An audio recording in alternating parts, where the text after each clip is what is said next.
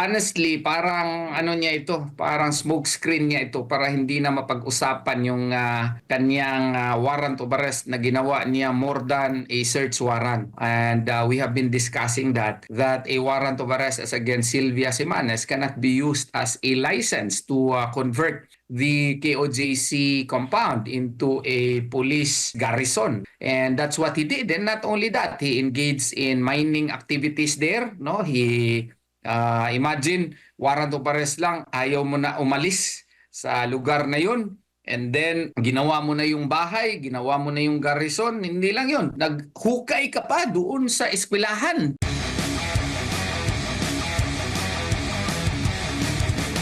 Opo, parang hindi pa tapos itong si General Torre po dito sa kanyang pag-uusig sa KOJC. Ano pong masasabi nyo dito? Kayo pong number 1 sa listahan po, Attorney.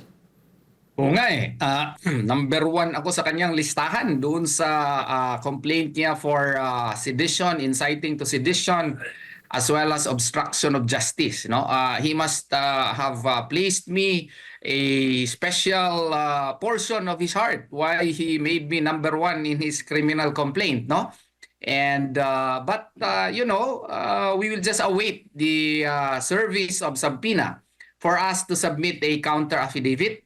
And then we will craft a very excellent counter affidavit proving our innocence of the charges filed against us. And we will leave everything to Allah subhanahu wa ta'ala.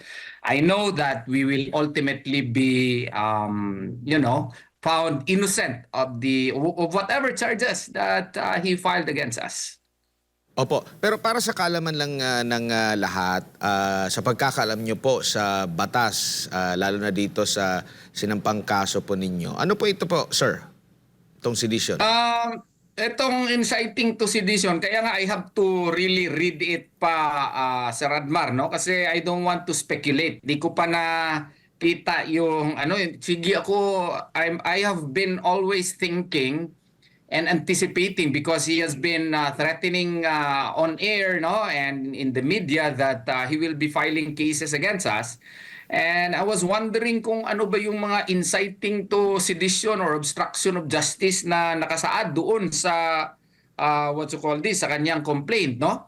Kasi sige ako anticipate, wala naman akong makita na possible instance that I,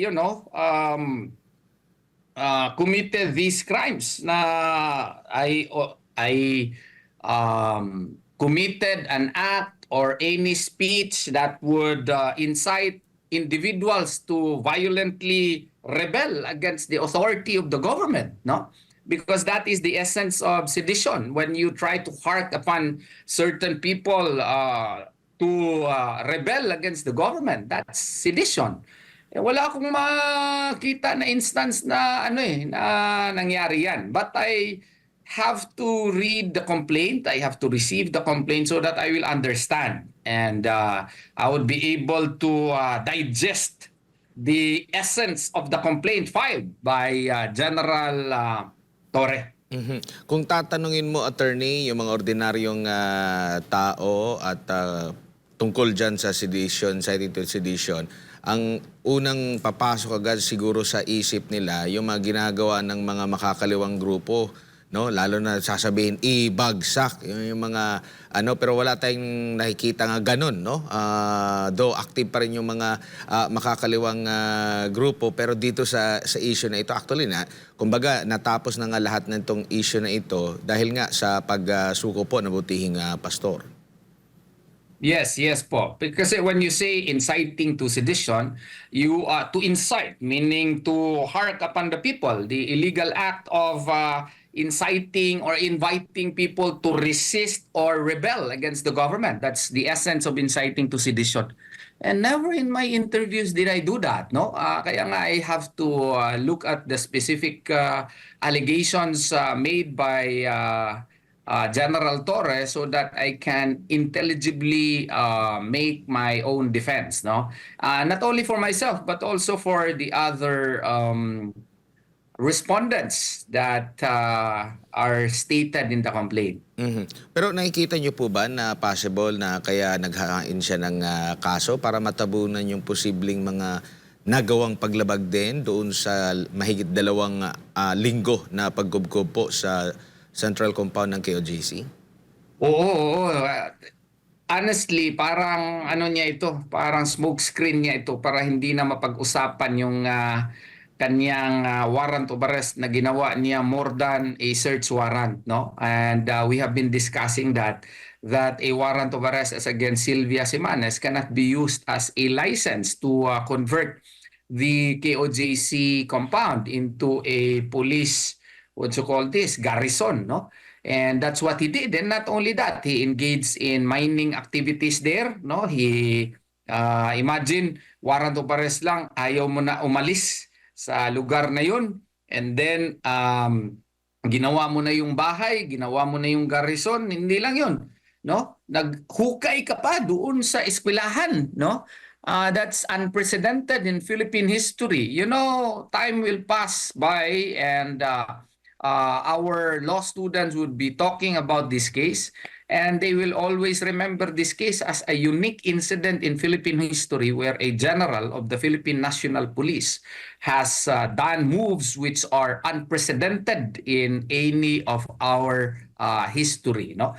Where he used a single warrant of arrest, which he showed to us as a license to sequester a private entity's properties, no? And treated it as his house or a garrison, no? And as if he was already the owner thereof by controlling the movements of the people therein, no? Who can enter, no? Although at certain times inallow naman niya, pero most of the times siya yung parang hari doon, pati yung cathedral hindi na tayo pinapasok, yung mga members hindi na makapag-pray doon, no? So all of these matters need to be, smoke screen. Kailangan matago ito siguro, kaya nag-file siya ng kaso na ito para iba na ang magiging mapag-usapan. Although pwede ako magkamali, pero yun talagang opinion ko dito. Sir, good evening. Nagtatanong po yung ating mga kababayan kung ito bang move na ito ng CIDG Chief sa tingin po ng legal team ay para pahinain po ang mga hakbangin po para sa pagdepensa sa butihing pastor. Siguro, yan din siguro ang kanya, we could not speculate as to his motives, no? But we can only provide intelligent guesses. But it's one of the intelligent guesses para ma-divert yung attention natin in defending the good pastor. Pero, by the grace of Allah subhanahu wa ta'ala, this is not the first time that a case has been filed against me, no? I've been in a lawyer for a number of years already. There was even a time where double murder cases were filed against me in a case that I handled in Malalag, Davao del Sur. I was likewise a subject of cases in the past because of my, incessant desire to defend the rights of my clients. Kaya nga tayo,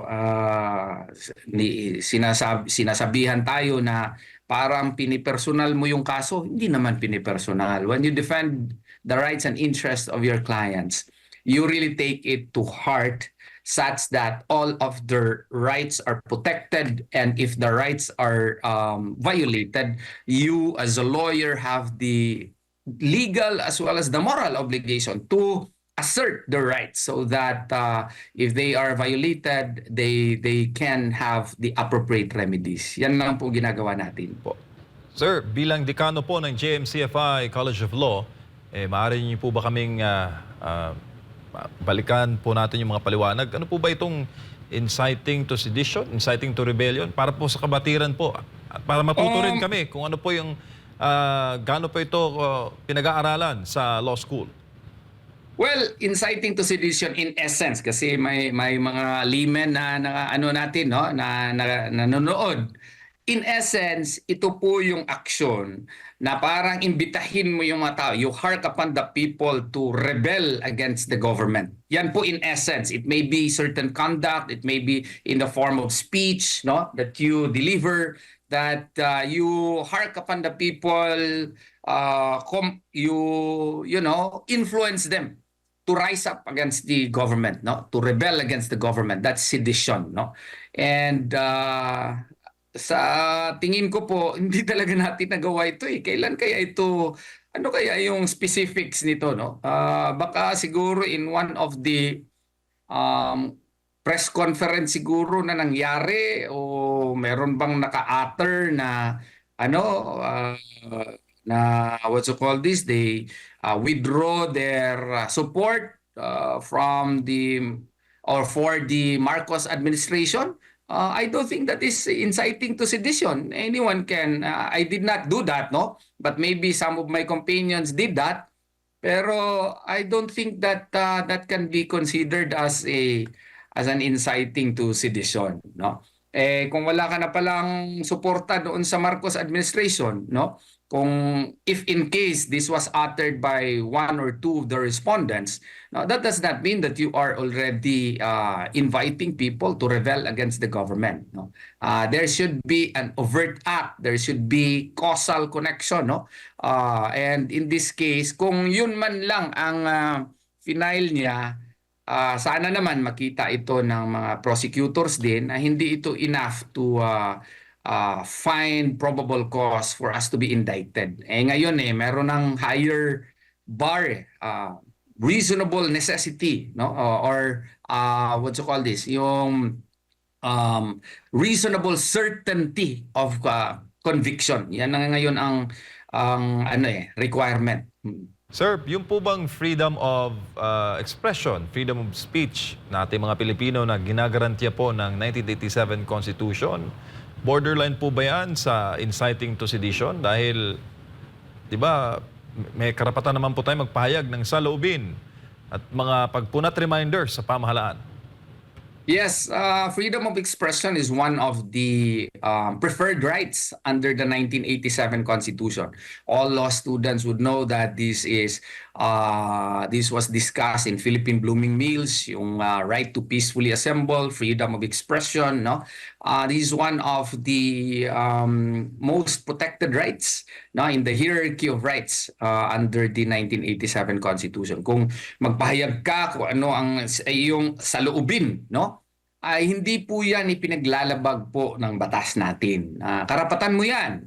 Kaya kasi meron ngang bagong Supreme Court decision ngayon na hindi libel yung or hindi oral defamation yung if you what you call this, utter certain hurting words against public officials, no, if they are not performing well in their duties and functions, no. That's a recent Supreme Court decision that was rendered by the Supreme Court, no.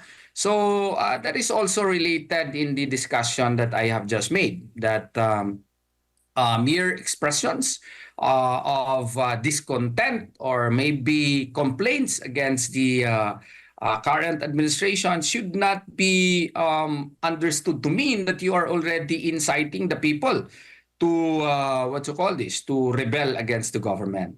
There should be a higher what you call this, a higher bar before that can be used as a basis for you to be filed cases, no, in court.